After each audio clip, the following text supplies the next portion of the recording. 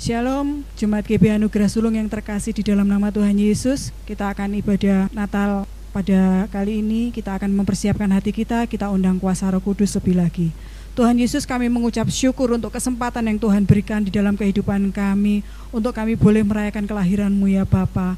Kami bersyukur untuk kesempatan kali ini, dan kami mau Tuhan ibadah kali ini ya Bapa, Engkau tetap memberikan Roh Kudus-Mu buat kami pribadi lepas pribadi. Sukacita dan damai sejahtera kami boleh rasakan. Di dalam nama Tuhan Yesus kami memulai ibadah kami. Haleluya, amin. Ada sukacita saudara ya, kita akan pujikan sebuah pujian dari utara dan ke selatan. Kita akan memberikan yang terbaik buat Tuhan.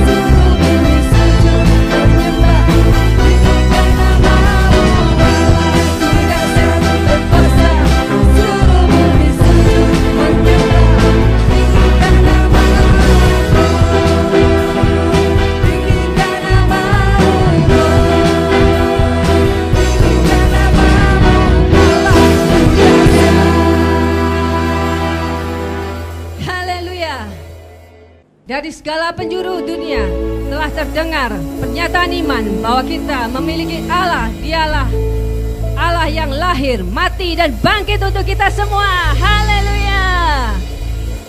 Dia lahir untuk kami. Dia bangkit bagi kami semua. Dia Yesus Tuhan kami.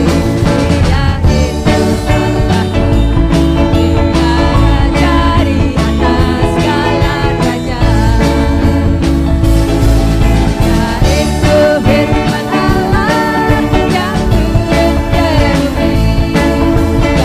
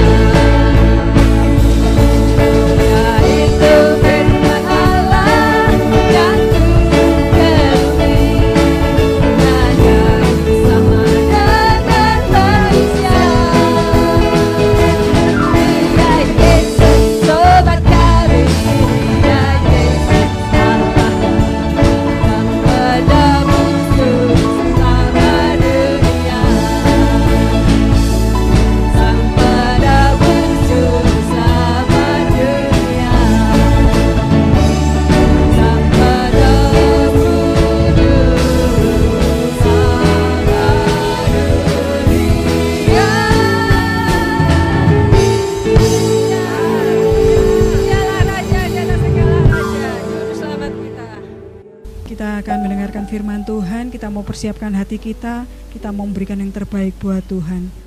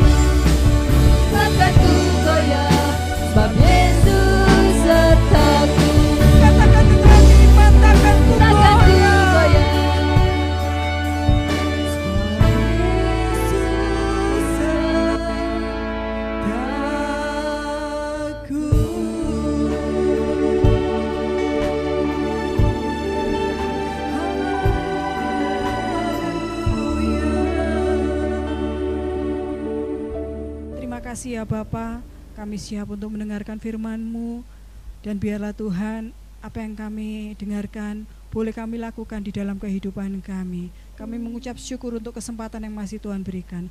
Di dalam nama Tuhan Yesus kami berdoa. Haleluya. Amin. Mari kita berdoa. Bapa yang ada di dalam surga, kami mengucap syukur pada hari ini kembali kami beroleh kesempatan untuk menikmati peringatan hari kelahiran-Mu. Dan kami percaya Tuhan, ini semua karena anugerah-Mu. Tambahkan kepada kami urapan-Mu, buka akal budi kami, supaya kami boleh mengerti dan urapan-Mu boleh memberikan kepada kami hati yang lembut untuk menerima sabda-Mu. Terima kasih Tuhan, dalam nama Tuhan Yesus Kristus kami berdoa. Amin. Shalom saudaraku yang terkasih di dalam Kristus. Selamat hari Natal. Biarlah kiranya Natal yang kali ini tidak bisa kita peringati dengan suasana seperti biasanya, tapi tidak mengurangi makna Natal dalam hidup kami semua. Karena Yesus tetap lahir dan Yesus ada di dalam hidup kita, dan dampak daripada keberadaan Yesus itu tetap kita rasakan sampai dengan hari ini dan bahkan sampai kedatangan Tuhan kali yang kedua. Diberkati oleh Tuhan. Pada saat ini kita akan baca ayat tema kita sesuai dengan yang ditentukan, Yohanes pasal 6 ayat yang ke-20. Demikian bunyi firman Tuhan. Tetapi ia berkata kepada mereka, "Aku ini, jangan takut." Nah, kita bandingkan dengan Matius pasal 14 ayat yang ke-27. Tetapi segera Yesus berkata kepada mereka, "Tenanglah, aku ini, jangan takut." Dari ayat yang kita baca ini adalah penggalan daripada cerita di mana Yesus menemui murid-murid yang sedang kesulitan di atas perahunya karena diterpa oleh angin sakal yang mengombang-ambingkan perahu yang ditumpangi oleh mereka. Saudaraku, di tengah kesukaran mereka, Yesus menemui mereka semua. Mereka dalam keadaan sangat ketakutan.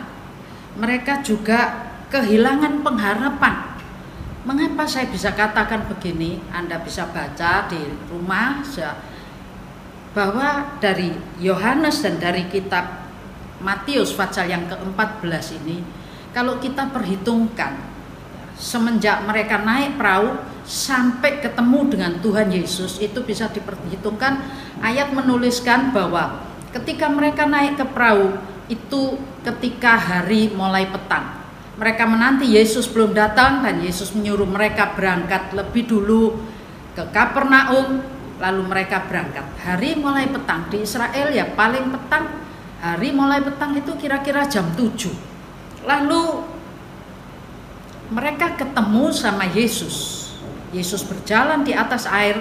Kitab Injil Matius 14 menuliskan kira-kira jam 3 pagi. Jadi dari jam 7 sampai jam 3 pagi. Anda bisa bayangkan 8 jam.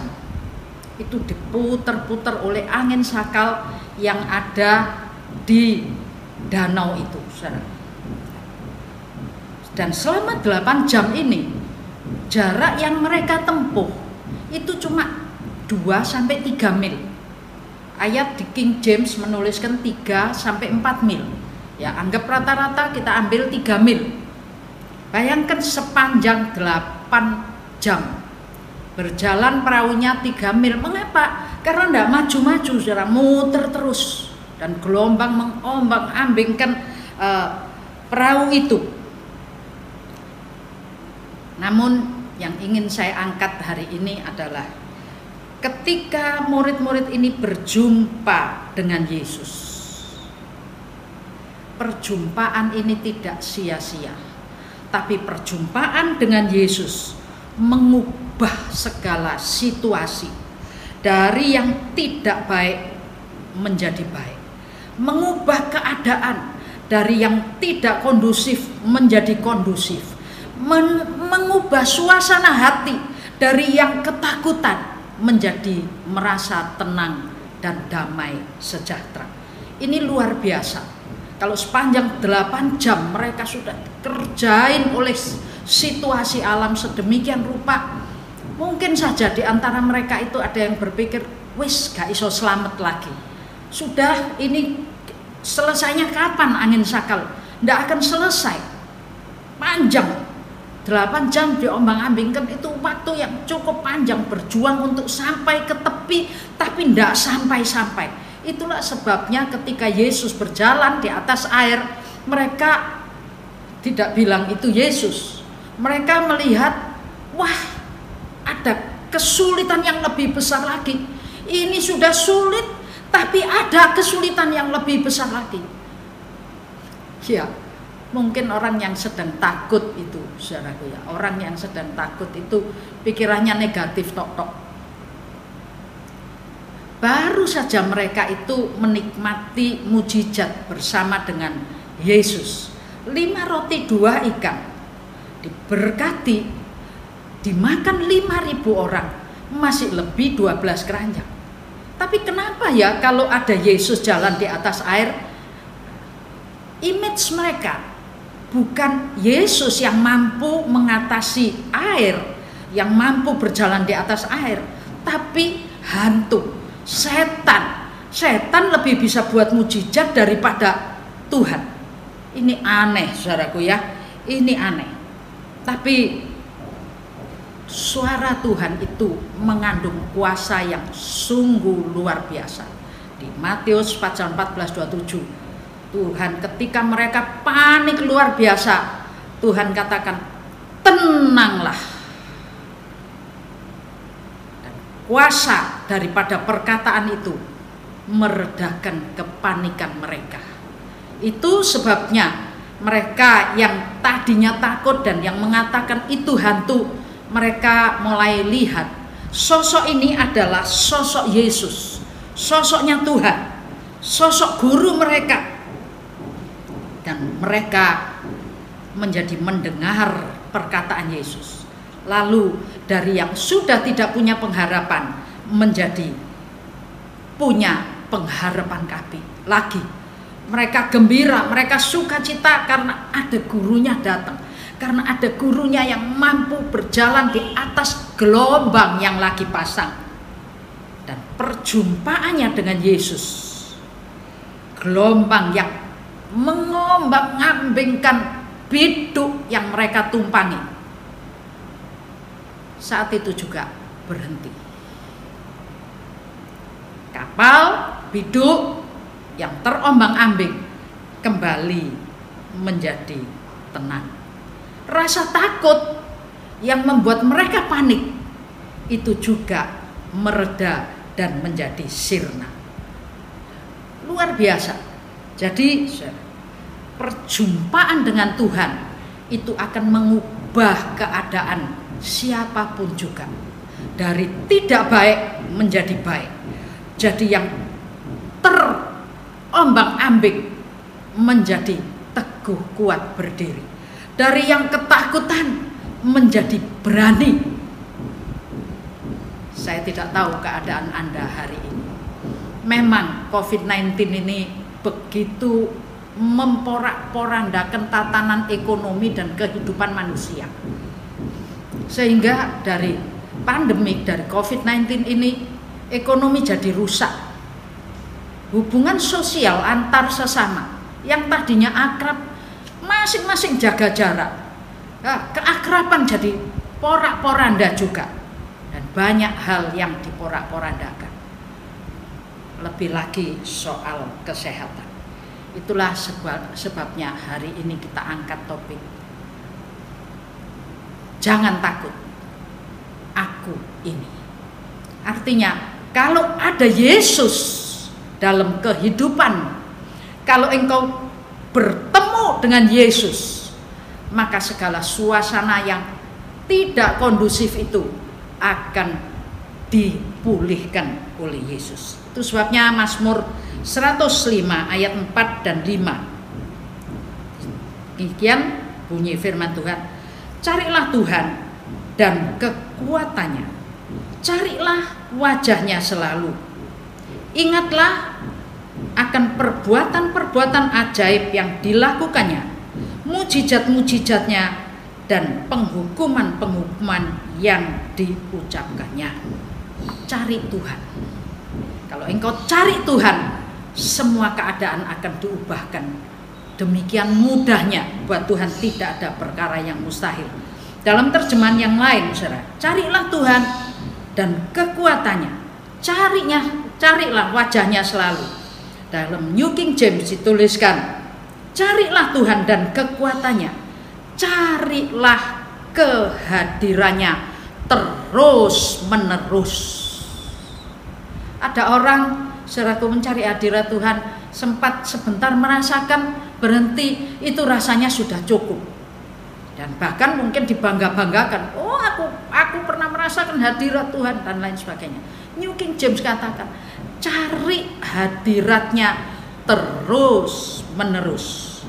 Dan di The Message mengatakan, bukalah matamu untuk Tuhan, perhatikanlah pekerjaannya, perhatikanlah tanda-tanda kehadirannya.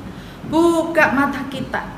Jangan kira kita ini pura-pura tidak tahu. Jangan kita ini seperti Yunus, sengaja tidur, sengaja tidak mendengar, sengaja menentang. Tapi dituliskan, buka mata untuk Tuhan, memperhatikan semua karyanya dan memperhatikan semua tanda-tanda kehadirannya. Ingat akan pekerjaannya yang luar biasa yang telah dia lakukan, keajaibannya dan penghakiman yang dari mulutnya itu. Saudaraku, dari ayat yang kita terima ini, kita harus tahu, hari-hari ini mungkin kehidupanmu diombang-ambingkan. Mungkin engkau mengalami PHK, mungkin engkau dirumahkan, mungkin juga jam kerjamu dikurangi tinggal 50%. Ada banyak dampak yang timbul dari kehadiran COVID-19 ini. Tidak terpikirkan, tapi dalam sekejap perubahan besar terjadi. Kota yang ramai jadi sepi. Bahkan kemarin saya dapatkan ini COVID-19 jilid kedua. Ya, di UK semua pada ngantri untuk sebelum di lockdown mereka keluar dari UK karena ada COVID-19 seri kedua, lebih ganas, lebih jahat, lebih sulit diatasi lagi. Saudaraku, kota yang ramai, kota yang sejahtera, kota yang terberkati akibat daripada COVID-19 itu porak-poranda. Demikian juga kehidupan rumah tangga, pribadi demi pribadi, ada banyak yang terkena dampak daripada COVID-19.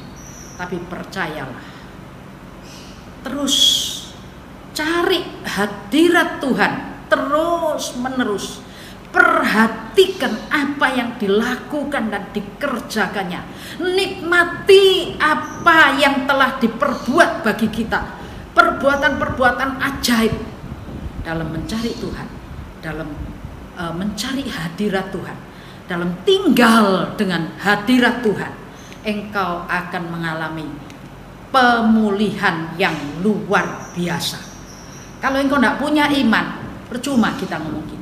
Punya iman, ada pemulihan terjadi ketika engkau tinggal dalam hadirat Tuhan. Cemasmu jadi reda. Ketika engkau tenang, engkau bisa berpikir jernih. Ketika engkau berpikir jernih, engkau bisa melihat yang ada di depanmu. Tuhan sudah menyiapkan jalan keluarnya. Karena kesulitan yang diizinkan terjadi sebenarnya kesulitan biasa yang dialami banyak orang. Sementara semua orang mengalami kesulitan, Tuhan sudah menyiapkan jalan keluar bagi anak-anak yang mengasihi Dia. Saudaraku, kita lihat beberapa contoh. Perjumpaan dengan Tuhan itu ternyata membalikkan keadaan. Dari tangan yang minta menjadi tangan yang memberkati. Dari orang yang jahat menjadi orang yang baik. Dari orang yang tidak bermoral menjadi orang yang menyaksikan kasih Kristus. Saudara, Rasul Paulus contohnya. Saulus yang menjadi Paulus sebelum jumpa dengan Yesus. Saulus itu siapa? Kisah 9 ayat yang kedua, ya. Dan Kisah 22 ayat 4 dan 5. Di situ menuliskan Saulus ini adalah orang yang haus darah orang Kristen, haus darah orang-orang yang percaya kepada Tuhan. Dia selalu minta surat dari kota raja dibawa ke Damsyik. Di Damsyik ada banyak orang percaya kepada Tuhan, dan di sana dia menangkapi orang-orang yang menerima berita Injil. Ya, jadi minta surat kuasa kepada kaisar. Untuk apa? Untuk menangkap, bukan cuma ditangkap dibiarkan, tapi dianiaya. Ya, penganiayaan ini terjadi, saudaraku. Kisah 26 ayat yang 10 dan 11. Di situ menuliskan bahwa Paulus ini beroleh kuasa dari imam-imam dan memasukkan banyak orang kudus, nangkepin orang kudus ke dalam penjara. Setelah di penjara, orang-orang kudus, orang-orang yang percaya kepada Tuhan, murid-murid Tuhan dianiaya, disiksa. Ini Saulus. Ini Saulus. Ya, dipenjarakan, dianiaya, disiksa, bahkan banyak yang dihukum mati. Stefanus contohnya dihukum mati lewat persetujuan Paulus, dan banyak yang lain. Kisah 15 ayat yang ke-9. Di situ menuliskan banyak jemaat Tuhan, bukan cuma murid-murid Tuhan. Paulus sendiri mengakui, aku ini telah menganiaya banyak jemaat Tuhan dan berusaha untuk membinasakan. Galatia 1 ayat 13. Sebab aku telah mendengar tentang hidupku dahulu dalam agama Yahudi. Tanpa batas aku menganiaya jemaat Allah dan berusaha membinasakannya. Anda punya bayangan kira-kira gimana Saulus ini? Sombong, kejam, punya kuasa, dan hobinya menganiaya orang Kristen. Dia terlalu bangga dengan kepercayaan masa lalunya. Dia terlalu bangga dengan kedudukannya. Dia menganiaya, tidak segan-segan, menyiksa, memenjarakan, dan membunuh. Tapi kita tahu, ketika dia berjalan menuju ke Damsyik, di dalam perjalanannya Tuhan menemui dia. Dia lihat sosok sinar yang terang, dan suara Tuhan mengatakan, Saulus, Saulus, mengapa engkau menganiaya aku? Rupanya Saulus tahu juga, siapakah engkau Tuhan? Itu pertanyaannya. Dan karena perjumpaannya inilah mengubahkan keadaan Saulus menjadi Paulus. Sosok penganiaya, sosok penyiksa, sosok yang suka menangkap, sosok yang suka memenjarakan, bahkan sosok yang membinasakan anak-anak Tuhan. Ya, jadi sosok yang menjalankan pemberitaan penginjilan. 3 kali perjalanan penginjilan Paulus luar biasa hasilnya.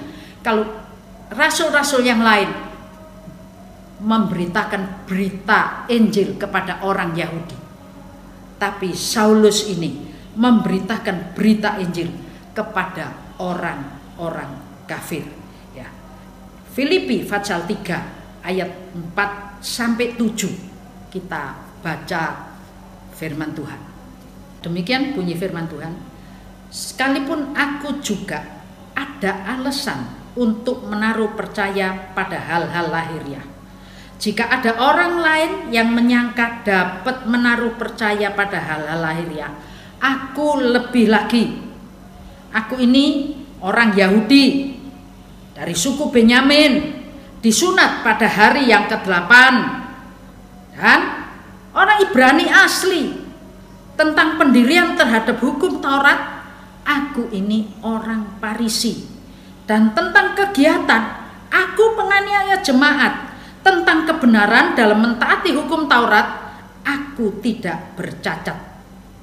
Tetapi, nah ini Anda perhatikan, tetapi apa yang dahulu merupakan keuntungan bagiku, sekarang kuanggap rugi karena Kristus.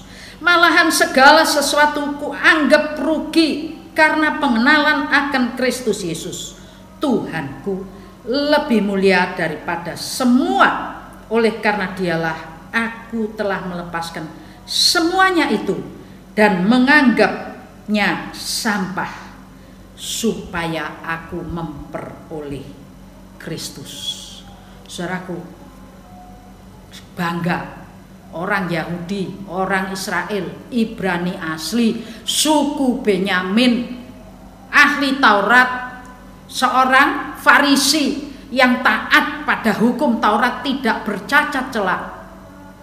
Tapi semenjak dia ketemu sama Yesus, dia bilang, yang dahulu aku anggap menguntungkan, aku anggap rugi, itu sekarang tak anggap sampah semuanya. Mengapa? Karena aku lebih pilih ketemu Tuhan. Saulus semenjak ketemu Tuhan berubah menjadi Paulus. Siapa Paulus? Siapa Paulus? Paulus itu, saudaraku, berangkat penginjilan bolak-balik, pemberita Injil, sampai kemana tempat di mana dia memberitakan Injil. Orang-orang di sana itu loh jadi ragu. Di Kisah 9 ayat 21 dituliskan, bukankah dia ini yang di Yerusalem mau membinasakan barang siapa saja yang memanggil nama Yesus? Dan bukankah dia datang ke sini dengan maksud untuk menangkap dan membawa mereka ke hadapan imam-imam kepala? Tapi faktanya, semenjak bertemu dengan Yesus, ini pembinasa menjadi pemberita. Luar biasa. Galati 1 ayat 17, ya. Juga aku tidak pergi ke Yerusalem mendapatkan mereka yang telah menjadi rasul sebelum aku, tapi aku berangkat ke tanah Arab dan dari situ kembali ke Damsyik. Fatsal 9 ayat 9 sampai 21. Di situ diceritakan bagaimana ini namanya Paulus memberitakan Injil dalam perjalanan penginjilannya. Dia memenangkan banyak jiwa bagi Tuhan. Anda bisa tahu, sebelum ketemu Yesus, hidupnya Paulus itu tidak punya pengharapan. Tapi di dalam ketemu dengan Yesus, ada perubahan besar terjadi. Dia mendapatkan Yesus. Bukan hanya Paulus, ada banyak orang yang lain. Di Yohanes 4 ayat 23 sampai 26, seorang wanita Samaria yang kalau cari air aja keluar jam 12 siang. Sebelum dia ketemu Tuhan, dia ini tukang ngumpulin suami-suaminya orang. Saudaraku, dia adalah perempuan yang tidak bermoral. Tuhan menemui dia ketika dia jam 12 siang ambil air. Dan semenjak ketemu dengan Yesus, satu kejadian yang luar biasa terjadi.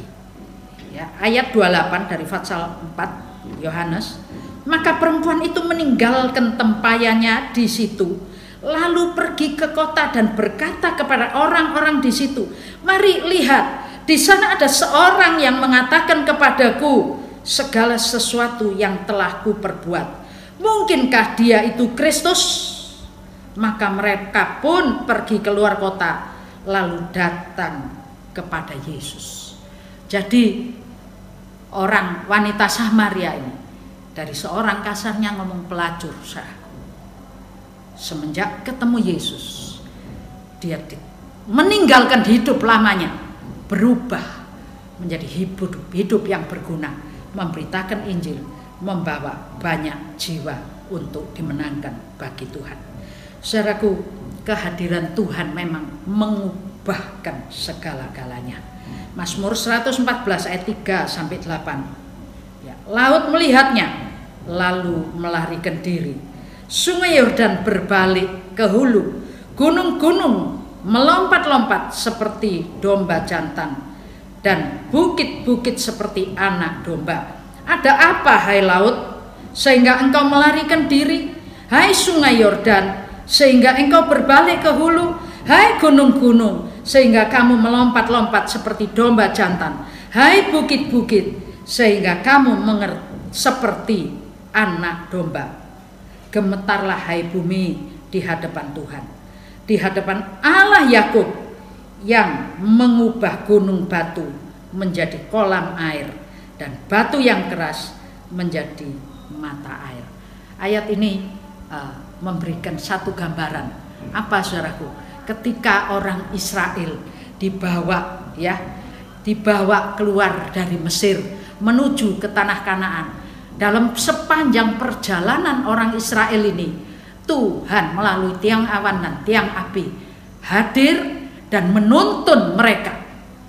Saya ingin mencubit, mungkin Anda tidak sadar, kehadiran Tuhan di depan para bekas budak yang menempuh perjalanan ini mengubahkan cuaca, mengubahkan suasana, mengubahkan situasi. Ketika ada tiang awan, ketika ada tiang api hadir di belantara yang besar itu, yang ganas itu. Saudara, dituliskan di sini, air lari. Kapan air lari? 2 kali, saudara, di Laut Kolsom. Air memang membentang menghadang perjalanan orang Israel. Tapi karena ada Yesus hadir, ada Allah hadir di depan dan memimpin orang Israel itu, air itu bisa berlari sehingga Laut Kolsom jadi kering. Orang Israel bisa menyeberang.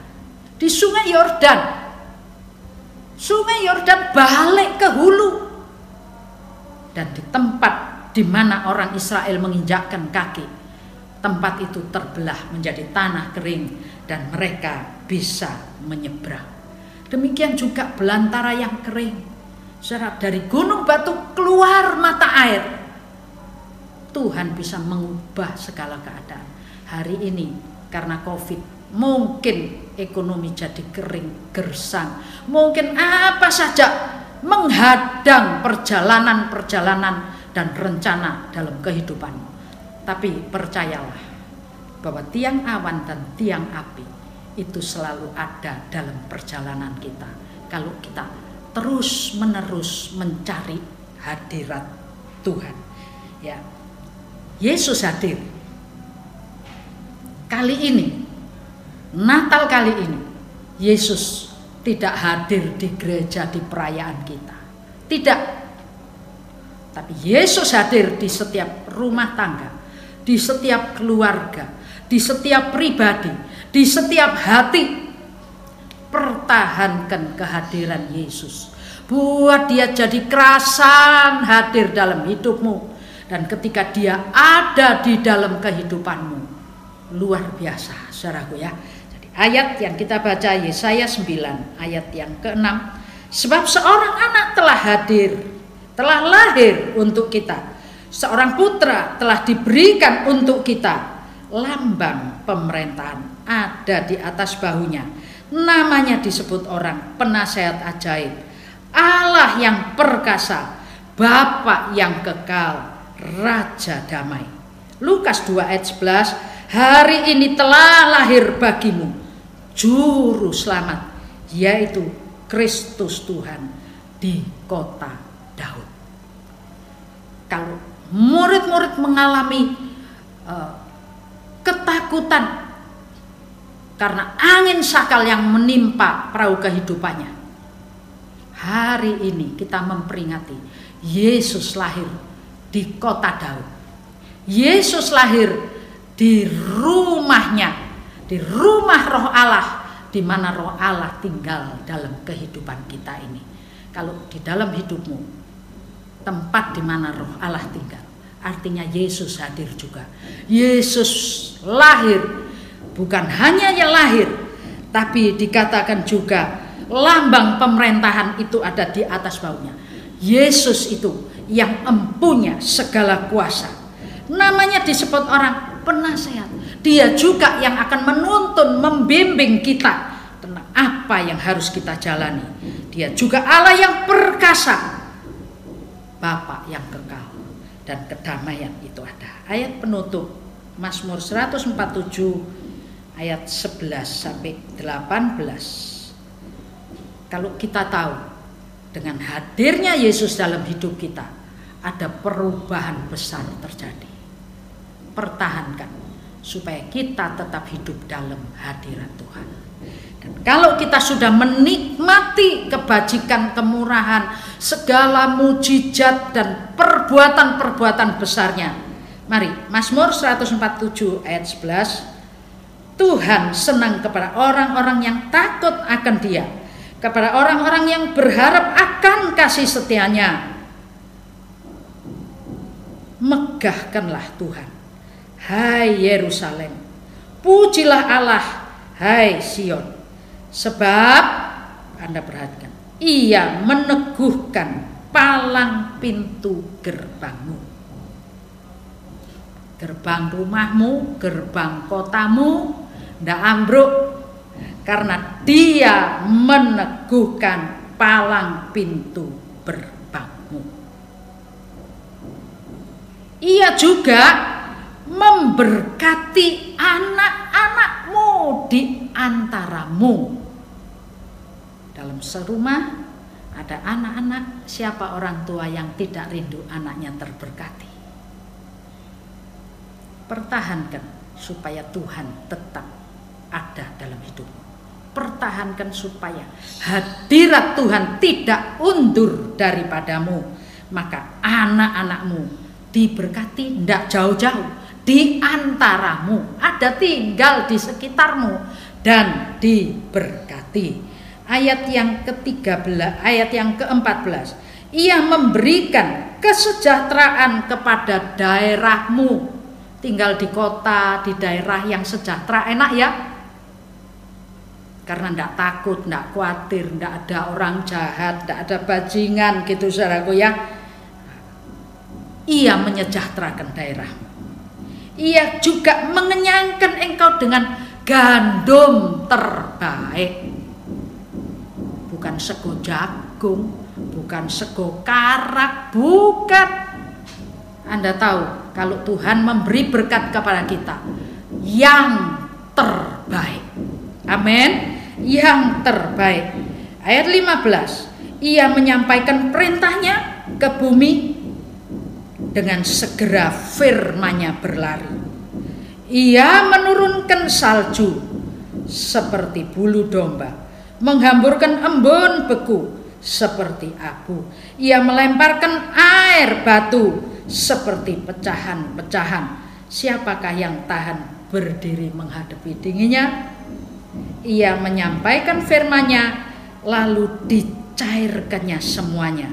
Ia meniup anginnya, maka air pun mengalirlah. Allah kita Allah Maha Kuasa.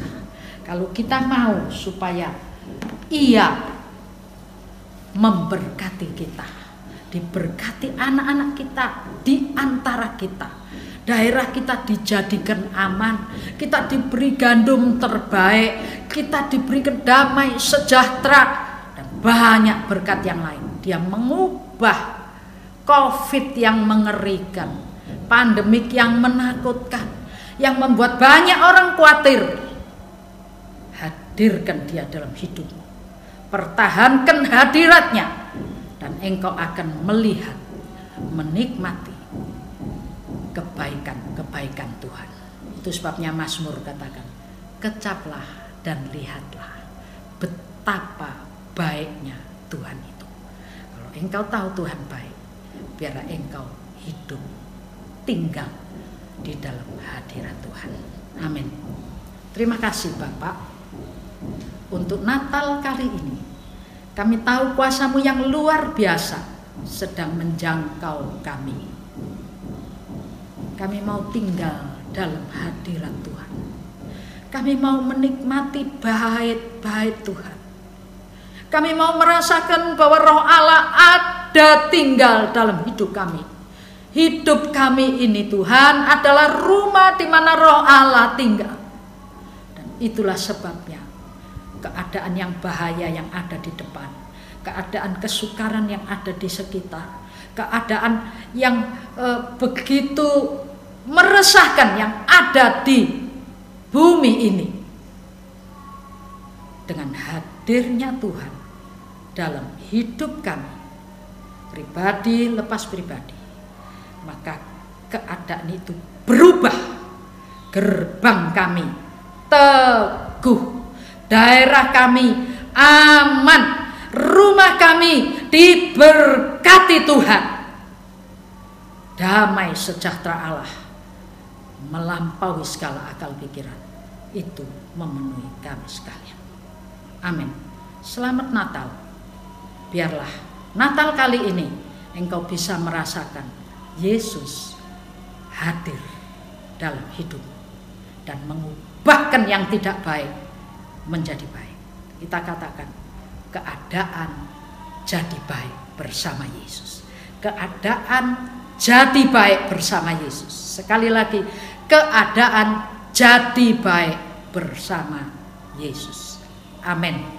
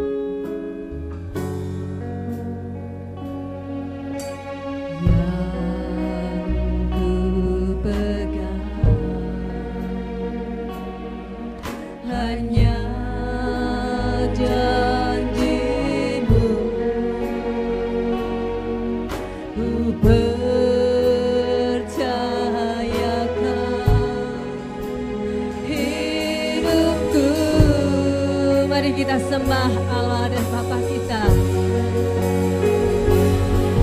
Sembah Kau Allahku, Bapa dan sahabatku. Kau yang pedulikan seluruh hidupku.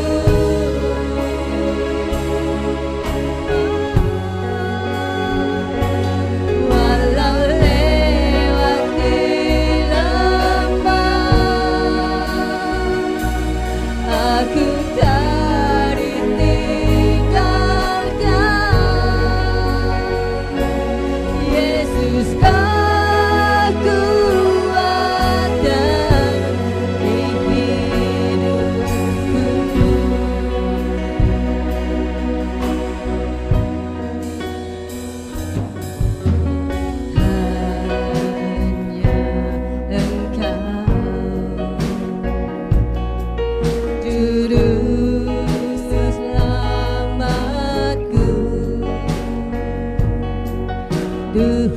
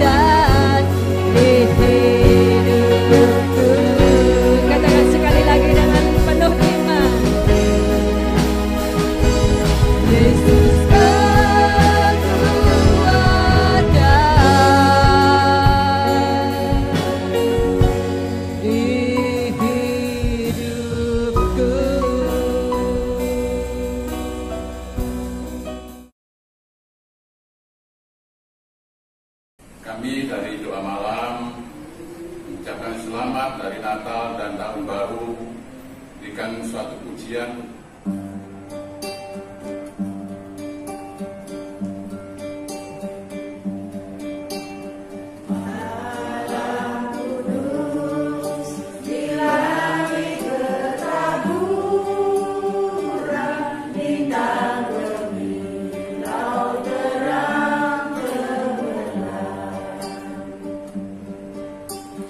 Panjat ini sinar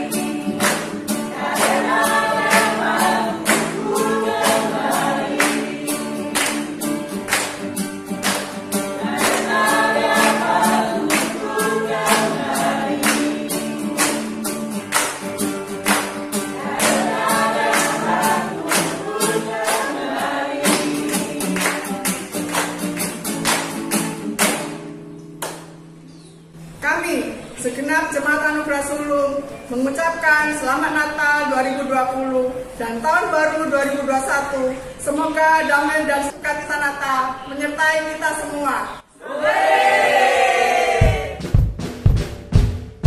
Selamat Hari Natal dan Tahun Baru. Mari kita sama-sama berikan salam bagi seluruh anggota keluarga kita yang tersayang.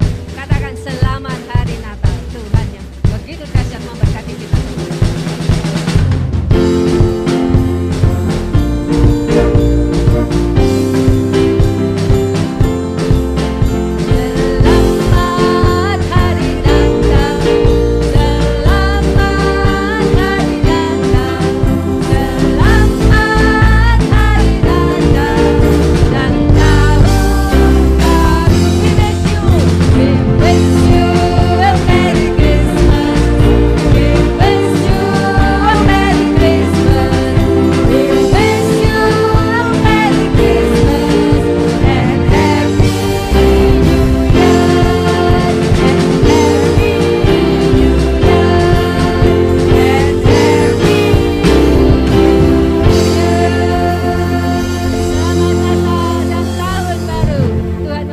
Kita semua, haleluya, amin.